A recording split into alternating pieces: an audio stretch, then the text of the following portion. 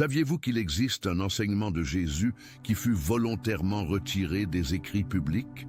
Un enseignement qu'il réservait uniquement à ses disciples les plus proches, dans l'intimité, loin des regards de la multitude. Ce n'était pas une parabole, ce n'était pas une métaphore, c'était une instruction directe sur un organe physique situé dans votre cerveau, la porte d'entrée vers la pleine conscience, vers ce que nous appelons la conscience christique. Et la vérité troublante est que vous portez cet organe à l'instant même, tandis que vous écoutez ces mots. Mais il est bloqué, et je vais vous montrer précisément comment le débloquer. Restez jusqu'au bout car ce que vous allez découvrir ici va complètement transformer votre compréhension de votre foi, de votre corps et de votre potentiel spirituel. Ceci n'est pas une théorie.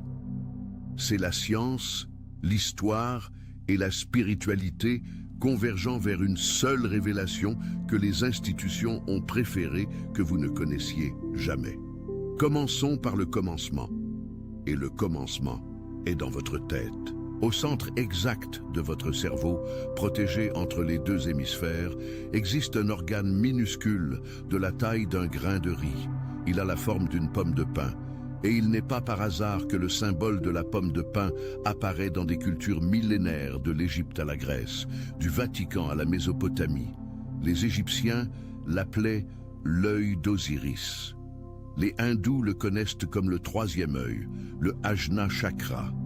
Les Grecs, via Descartes, l'identifiaient comme le siège de l'âme. Et Jésus, selon des archives préservées hors du canon officiel, pointait vers le centre du front lorsqu'il parlait de perception spirituelle. Cet organe est la glande pinéale. Et ce que la science moderne a découvert sur elle va vous faire comprendre pourquoi cette connaissance fut si précieusement gardée et si systématiquement supprimée. La glande pinéale est le seul organe singulier dans votre cerveau. Tout le reste du cerveau existe en paires. 2 hémisphères, 2 lobes, 2 amygdales. Mais la pinéale est unique, centrale. Elle contient des cellules photoréceptrices identiques aux cellules de vos yeux. Attention, vous devez vous préparer maintenant. J'ai préparé un contenu exclusif pour ceux qui sentent qu'ils ont été mis à part pour quelque chose de plus grand, mais vivent entourés de bruit, de distractions et de surcharge mentale.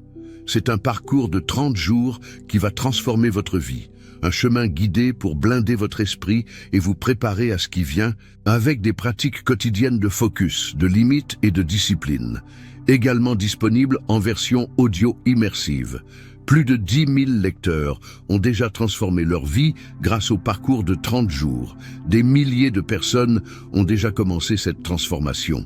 Des gens comme vous, qui en avaient assez de vivre dans le brouillard. Des personnes ordinaires qui ont décidé de ne plus accepter le chaos mental.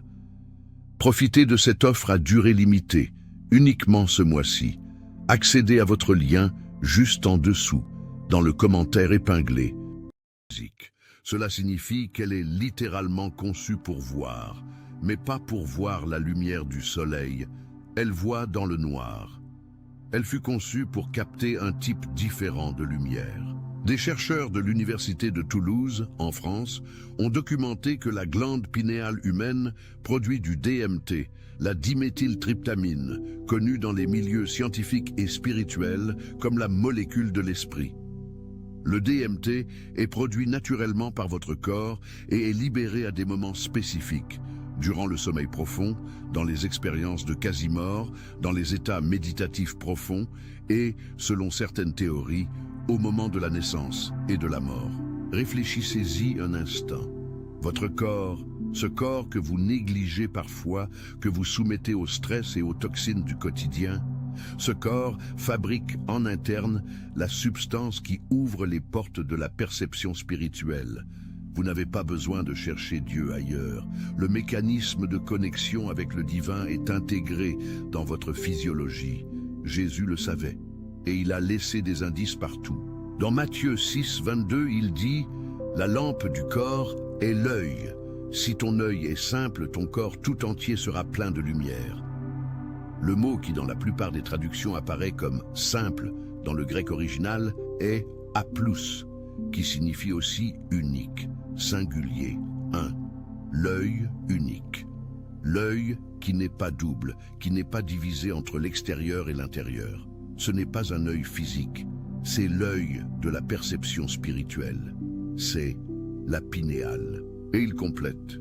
Mais si ton œil est mauvais, ton corps tout entier sera plein de ténèbres. Un œil calcifié, bloqué, fermé. Et le corps entier opère dans l'obscurité spirituelle, incapable de percevoir ce qui est au-delà du plan physique. Il affirme encore dans Luc 17, 21, « Le royaume de Dieu ne vient pas avec apparence extérieure. On ne dira point, il est ici, ou il est là. Car voici, le royaume de Dieu est au-dedans de vous. » Au-dedans de vous, pas dans une cathédrale, pas à Paris, pas dans un futur hypothétique après la mort, au-dedans de vous, maintenant. Et la clé pour y accéder est physiologique. Mais voici le problème, et c'est un problème sérieux. Vous vous êtes déjà demandé pourquoi les enfants ont une naturalité spirituelle que les adultes ont perdue. Les enfants parlent d'amis invisibles avec conviction totale. Ils rapportent voir des figures lumineuses. Ils décrivent des expériences que les adultes rejettent vite comme imagination. Des recherches en neurosciences infantiles montrent que la glande pinéale des jeunes enfants est pleinement active, produisant de la mélatonine et autres composés neuroactifs en quantité bien plus grande que chez les adultes. Et puis, la calcification commence. La calcification de la glande pinéale est un processus documenté par la médecine conventionnelle. La plupart des adultes occidentaux présentent déjà un degré de calcification de la pinéale vers 17 ans. Dans les populations des pays industrialisés comme la France, ce processus commence encore plus tôt. Et les responsables, ils sont précisément les éléments du style de vie moderne que vous consommez sans questionner. Le fluor est le premier et le plus étudié. Des recherches publiées dans le journal scientifique Fluoride par la chercheuse Jennifer Luke ont démontré que la glande pinéale accumule du fluor en concentration plus élevée que tout autre tissu du corps. Le fluor se lie au calcium et forme des cristaux de fluorure de calcium dans la pinéale, littéralement une croûte minérale qui bloque sa fonction. L'eau traitée que vous buvez en France, notamment dans les grandes villes, contient souvent du fluor. Les dentifrices que vous utilisez depuis l'enfance contiennent du fluor. Et personne ne vous a dit que ce composé, au fil des décennies, s'accumule exactement dans l'organe que Jésus identifiait comme le centre de la perception spirituelle. Mais le fluor n'agit pas seul.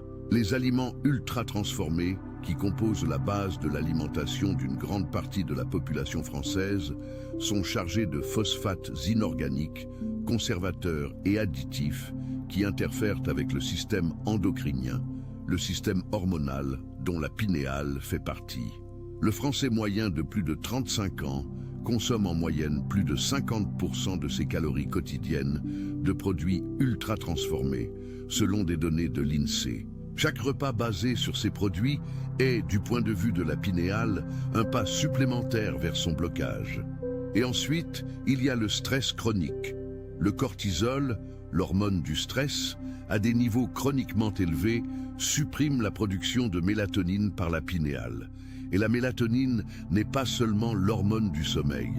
C'est le précurseur biochimique des composés de perception spirituelle que votre pinéale produit. Le stress chronique ne fatigue pas seulement votre corps, il éteint littéralement la lumière spirituelle de votre glande pinéale. Pensez à votre semaine.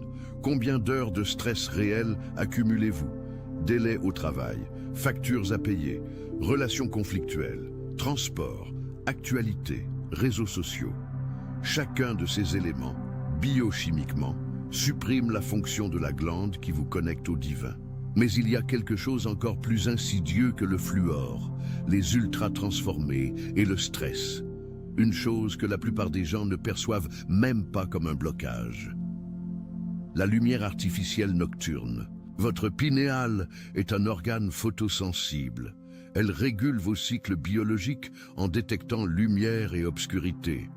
Quand le soleil se couche, Elle commence à produire de la mélatonine, ce qui signale à votre corps qu'il est temps d'entrer dans un état de repos profond, l'état où les fonctions spirituelles plus subtiles s'activent.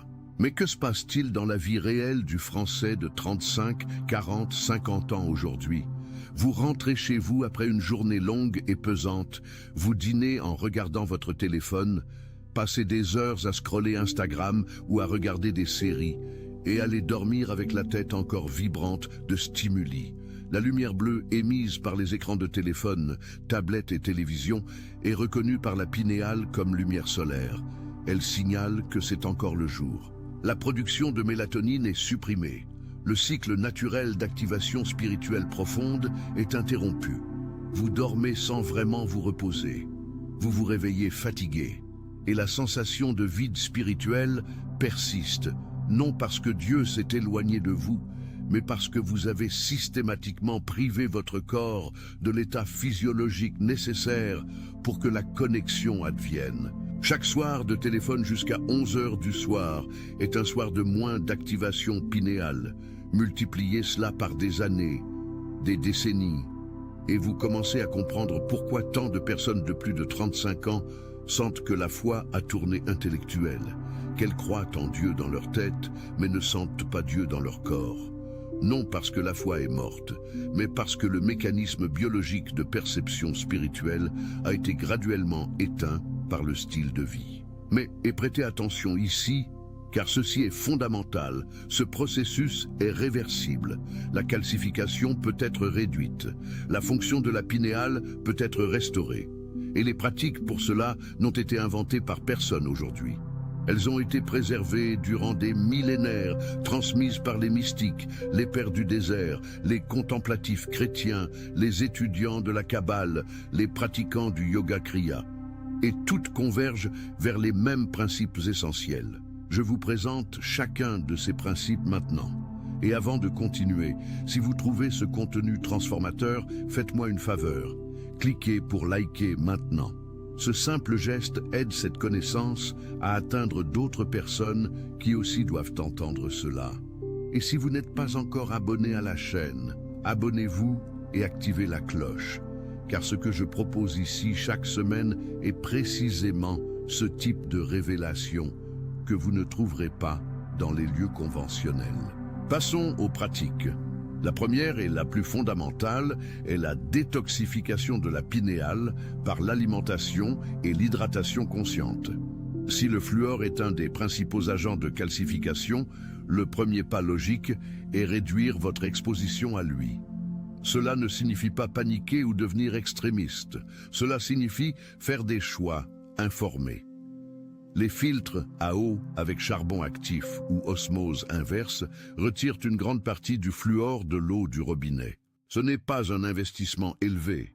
Un simple filtre à charbon actif coûte entre 80 et 200 € en France et représente déjà une réduction significative de l'exposition quotidienne. Concernant l'alimentation, le tamarin, fruit commun et peu cher, a été étudié par des chercheurs indiens et a montré une capacité de chélation du fluor, c'est-à-dire de se lier à lui et faciliter son élimination par l'organisme.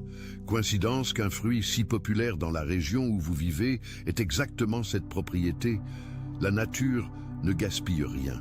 Les autres alliés de la détoxification pinéale incluent l'iode, présent dans les algues, les fruits de mer et les œufs, qui compètent avec le fluor pour les mêmes récepteurs cellulaires. Le curcuma, que nous appelons en France le curcuma, contient la curcumine, un composé aux propriétés anti-inflammatoires et chélatantes documentées. L'huile de coco pressée à froid, les feuilles vertes foncées comme le choucal et les épinards. Tous ces aliments que la grand-mère française connaissait intuitivement comme la vraie nourriture sont, du point de vue de la santé pinéale, des outils d'activation. Et l'eau, buvez plus d'eau filtrée. Votre pinéale nécessite de l'hydratation pour fonctionner. Cela semble trop simple. C'est parce que parfois les vérités les plus profondes sont simples. Jésus ne compliquait pas. Soyez comme des petits enfants pour entrer dans le royaume des cieux. Le petit enfant boit de l'eau, il mange de la vraie nourriture, il dort quand il est l'heure de dormir. La deuxième pratique est la régulation de la lumière et du sommeil. Vous allez devoir créer ce que j'appellerais un protocole d'obscurité sacré. Cela signifie qu'au moins 90 minutes avant de vous coucher, vous commencez à réduire drastiquement votre exposition à la lumière artificielle, en particulier la lumière bleue des écrans. Ce n'est pas une punition, c'est de la pharmacologie naturelle. Vous donnez à votre glande pinéale le signal dont elle a besoin pour initier son cycle de production de composés neuroactifs profonds. Voyez cela ainsi. On ne sème pas une graine dans du béton en attendant une récolte. On prépare la terre. Le sommeil profond est la terre dans laquelle la perception spirituelle grandit, et l'obscurité est l'engrais. Quelques pratiques complémentaires pour cette période: la lecture de textes sacrés ou inspirants sur papier, la prière à voix basse, une simple méditation sur la respiration, un bain tiède. Tout cela communique au système nerveux et à la pinéale qu'il est temps de passer de l'état d'alerte à l'état de réception. Et lorsque vous vous allongez enfin, la chambre doit être aussi sombre que possible. Tout filet de lumière, qu'il vienne du couloir sous la porte ou de la LED du chargeur de téléphone, réduit la production de mélatonine. Investissez dans un masque de sommeil ou des stores occultants. Ce détail en apparence insignifiant peut transformer de façon spectaculaire la qualité de votre repos et, par extension, de votre vie spirituelle. La troisième pratique est la méditation centrée sur le troisième œil. Et ici, je veux être très précis avec vous, car il existe beaucoup de confusion et de mysticisme vague autour de cela. La méditation pour activer la pinéale n'a pas besoin de rituels élaborés. Elle n'a pas besoin d'un encens spécifique ni d'une posture parfaite. Elle a besoin d'une chose, une attention soutenue. Asseyez-vous avec le dos droit, sur une chaise, par terre, où vous êtes à l'aise. Fermez les yeux, respirez lentement par le nez. 4 temps pour inspirer, 4 temps de pause, 4 temps pour expirer. Faites cela pendant 2 minutes pour apaiser le système nerveux. Puis dirigez doucement votre attention vers le centre du front, un peu au-dessus du poing, entre les sourcils. Ne forcez rien. N'essayez pas de voir quoi que ce soit. Posez simplement votre attention là, comme vous poseriez une bougie dans une pièce sombre, avec soin, avec intention, sans agressivité. Les recherches en neuroimagerie montrent que ce simple acte de diriger l'attention vers une région spécifique du cerveau augmente le flux sanguin et l'activité neuronale dans cette zone. L'attention n'est pas passive. C'est une force physiologique réelle. Lorsque vous placez votre attention sur la pinéale, vous la stimulez littéralement. Maintenez cette attention pendant 10 à 20 minutes. Avec le temps, pas en une seule séance, mais avec une pratique régulière sur plusieurs semaines, beaucoup de personnes rapportent des sensations physiques au point du troisième œil, une légère pression, de la chaleur, une pulsation, des picotements. Ce sont des réponses neurologiques réelles à l'augmentation d'activité dans cette région. Et ce qui vient après cela? De la clarté, une perception aiguisée, des rêves plus vifs et chargés de sens, une intuition renforcée. La sensation, pas seulement le concept intellectuel, mais la sensation corporelle vivante que vous n'êtes pas seul, qu'il y a une présence qui accompagne chacun de vos pas. C'est ce que les contemplatifs chrétiens appelaient la consolation. Ce que les mystiques carmélites comme Jean de la Croix décrivaient dans leurs nuits obscures de l'âme. Non pas le vide permanent, mais la perception qui émerge après le silence. La quatrième pratique est la prière contemplative. Et je dois faire une distinction importante ici. Il y a la prière qui parle et il y a la prière qui écoute. La plupart d'entre nous n'a été enseigné que du premier type.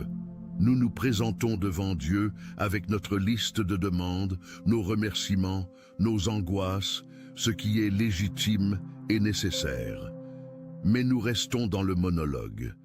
Et ensuite nous nous demandons pourquoi nous n'entendons pas de réponse. La prière contemplative est l'acte d'apaiser l'esprit, jusqu'au point où la réponse peut être perçue. Les pères du désert d'Égypte, au IVe siècle, les premiers moines chrétiens, pratiquaient ce qu'ils appelaient l'hésychia, qui en grec signifie silence sacré. Ils passaient des heures dans l'immobilité et le calme, non par paresse ou fuite, mais parce qu'ils savaient que la voix divine ne rivalise pas avec le bruit. Elle chuchote, et elle n'est entendue que par ceux qui créent les conditions pour écouter. En France, avec notre héritage de foi parfois très intellectuel et rationnel, nous oublions parfois que la tradition chrétienne possède aussi cette dimension contemplative. Que Thérèse d'Avila, Jean de la Croix, Thomas à Kempis, tous indiquaient que le point culminant de l'expérience de Dieu n'est pas l'extase émotionnelle, mais le calme profond dans lequel l'ego se dissout et où quelque chose de plus grand prend place. C'est ce qui se produit lorsque la pinéale est en pleine activité. L'ego, l'ensemble des histoires, des peurs et des défenses que vous avez accumulées au cours de votre vie, perd temporairement sa voix dominante. Et dans cet espace, quelque chose qui a toujours été là devient audible. La cinquième pratique est le jeûne, pas seulement alimentaire, mais sensoriel et informationnel. Jésus a jeûné 40 jours avant de commencer son ministère public. Moïse a jeûné avant de recevoir la loi. Mahomet recevait des révélations pendant le mois du Ramadan. Le jeûne apparaît dans toutes les traditions spirituelles sérieuses du monde. Pourquoi? Parce que le jeûne, en particulier le jeûne intermittent que la science étudie aujourd'hui avec un enthousiasme croissant, altère profondément la biochimie du cerveau. Pendant le jeûne, le corps entre en état d'autophagie, un processus de nettoyage cellulaire. Les niveaux de glucose chutent et le cerveau commence à utiliser des corps cétoniques comme carburant alternatif. Cet état métabolique est associé à une clarté mentale accrue, une réduction de l'inflammation cérébrale et, point crucial, une activité plus importante dans les réseaux neuronaux associés à l'introspection et à la conscience élargie. Du point de vue de la pinéale spécifiquement, le jeûne réduit la charge inflammatoire générale de l'organisme, ce qui crée des conditions biochimiques plus favorables à son fonctionnement. Ce n'est pas de la magie, c'est de la biologie. Mais c'est une biologie que les anciens ont découverte des millénaires avant les laboratoires modernes. Pour ceux qui ont plus de 35 ans et souhaitent commencer en douceur, le jeûne intermittent de 16 heures présente déjà des bénéfices documentés. Cela signifie en pratique dîner à 19 heures et prendre le petit déjeuner à 11 heures le lendemain. Rien de radical, rien qui ne demande une volonté surhumaine. Juste une fenêtre de repos digestif qui libère des ressources physiologiques pour des processus plus profonds. Et au-delà du jeûne alimentaire, considérez le jeûne informationnel. Un jour par semaine, ou au moins quelques heures par jour, sans réseaux sociaux, sans actualité, sans podcast, sans contenu de consommation passive, juste du silence, de la nature, si possible. Votre propre pensée, votre pinéale a besoin de calme pour travailler. Et le monde moderne conspire systématiquement contre ce calme. Maintenant, je veux parler de l'obstacle que je considère comme le plus difficile de tous et le plus rarement abordé. C'est l'incrédulité en votre propre éligibilité spirituelle. On vous a enseigné, directement ou indirectement, que la perception directe du divin est un privilège réservé aux saints, aux prophètes, aux personnes ayant une vocation spéciale, à ceux qui ont passé des décennies dans un monastère. Que les gens ordinaires, avec une vie ordinaire, des enfants à élever, des factures à payer et des péchés à porter, doivent se contenter d'une foi de seconde classe, avec l'intermédiation des autres, avec l'espoir que peut-être, après beaucoup d'efforts et de mérites, une miette d'expérience transcendante puisse leur être accordée. Cette croyance, si profonde que la plupart ne réalisent même pas qu'ils la portent, est le blocage le plus puissant de la pinéale. Car la perception spirituelle n'opère pas dans le vide. Elle opère dans un champ de permission intérieure. Si à un certain niveau, vous croyez que vous ne méritez pas, que vous n'êtes pas qualifié, que vous êtes trop ordinaire, votre inconscient va constamment saboter toute ouverture qui commence à émerger. Et Jésus contredit cela de manière absolument directe et sans ambiguïté. Dans Jean 14, 12, il dit « En vérité, je vous le dis, Celui qui croit en moi fera aussi les œuvres que je fais, et il en fera de plus grandes encore. Celui qui croit, pas celui qui a un diplôme de théologie, pas celui qui a passé 30 ans dans un couvent, celui qui croit, vous, maintenant, avec toute votre imperfection, toute votre histoire, toute votre humanité désordonnée et magnifique, la promesse est pour vous. Et ce n'est pas seulement une question spirituelle, c'est une question de neurosciences. Ce que les chercheurs appellent l'attente d'auto-efficacité, la croyance que vous êtes capable de produire un résultat, a un impact direct et mesurable sur le fonctionnement cérébral.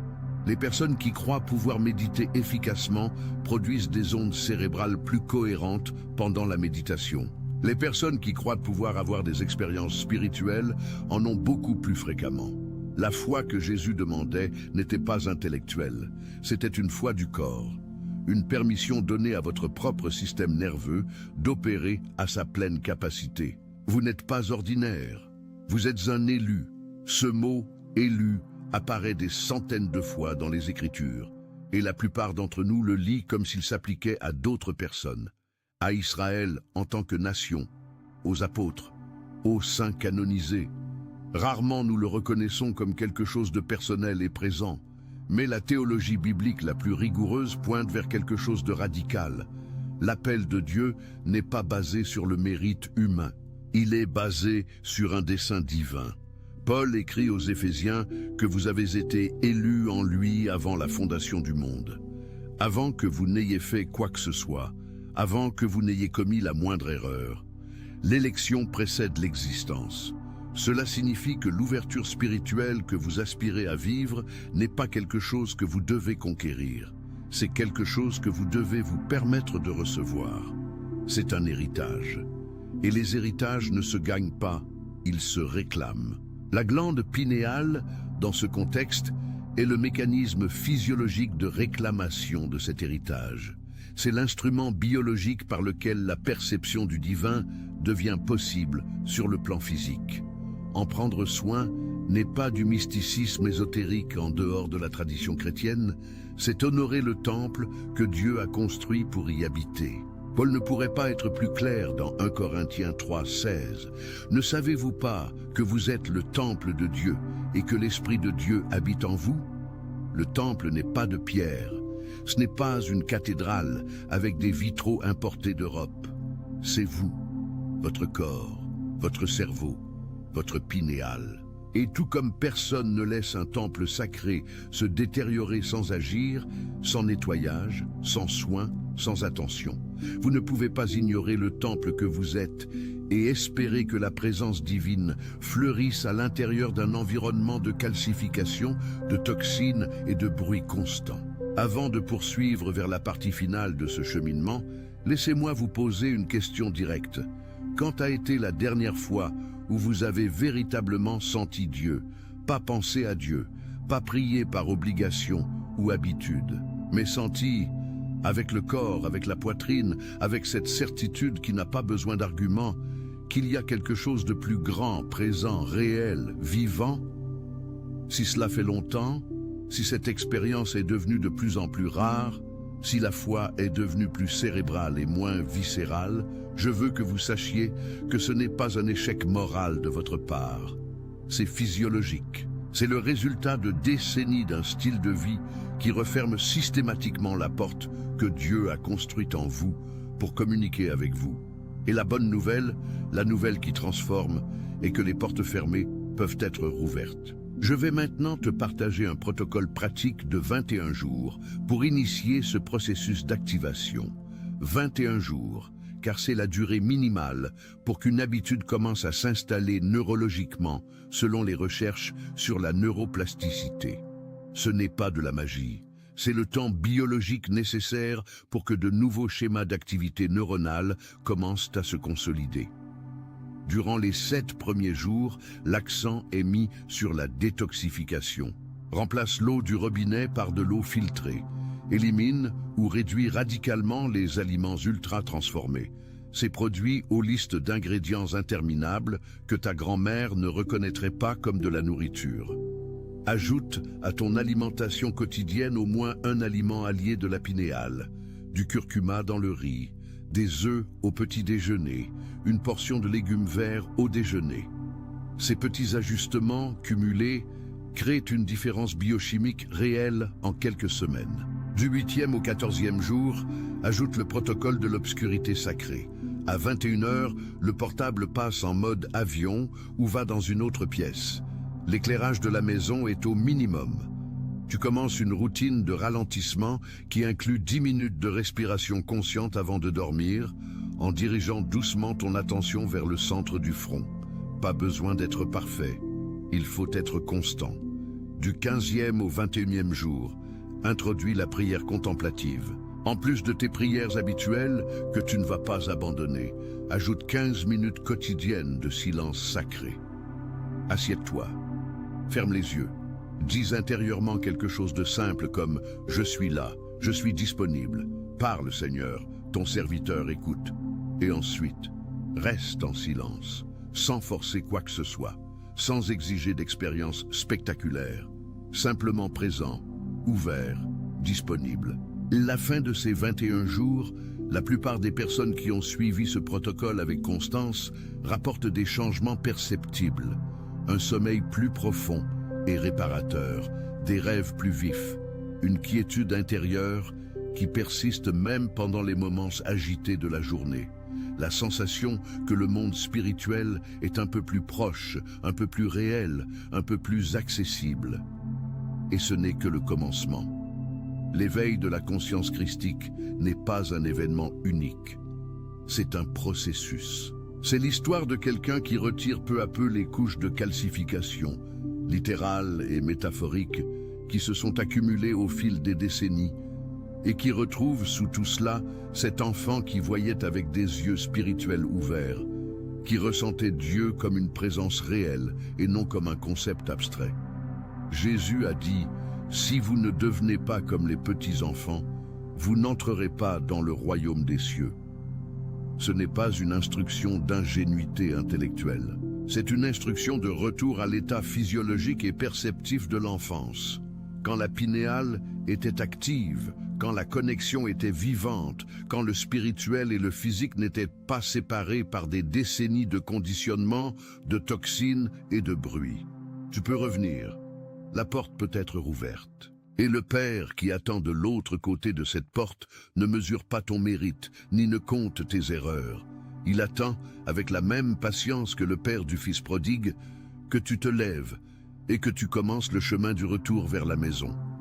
Si cette vidéo a touché quelque chose en toi, si quelque chose que tu as entendu ici a résonné avec une vérité que tu portais sans savoir la nommer, je te demande de la partager avec quelqu'un qui en a aussi besoin. Il y a une personne dans ta famille, dans ton cercle d'amis. Attention, vous devez vous préparer maintenant. J'ai préparé un contenu exclusif pour ceux qui sentent qu'ils ont été mis à part pour quelque chose de plus grand, mais vivent entourés de bruit, de distractions et de surcharge mentale. C'est un parcours de 30 jours qui va transformer votre vie. Un chemin guidé pour blinder votre esprit et vous préparer à ce qui vient avec des pratiques quotidiennes de focus, de limites et de discipline. Également disponible en version audio immersive. Plus de 10 000 lecteurs ont déjà transformé leur vie grâce au parcours de 30 jours. Des milliers de personnes ont déjà commencé cette transformation. Des gens comme vous, qui en avaient assez de vivre dans le brouillard. Des personnes ordinaires qui ont décidé de ne plus accepter le chaos mental. Profitez de cette offre à durée limitée, uniquement ce mois-ci. Accédez à votre lien juste en dessous, dans le commentaire épinglé.